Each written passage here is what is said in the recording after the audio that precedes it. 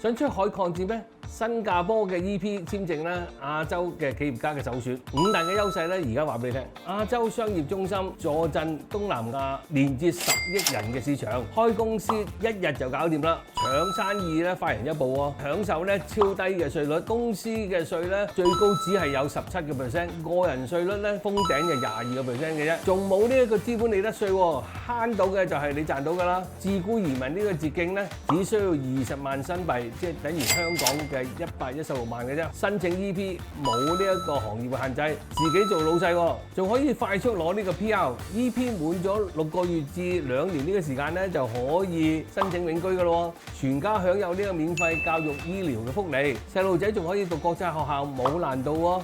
護照真係無敵啦，可以免簽192個國家，全球係 No.1 嘅，隨時可以去任何個地方咧傾生意。想知道點樣申請啊？DM 我攞呢個新加坡簽證嘅攻略啦〜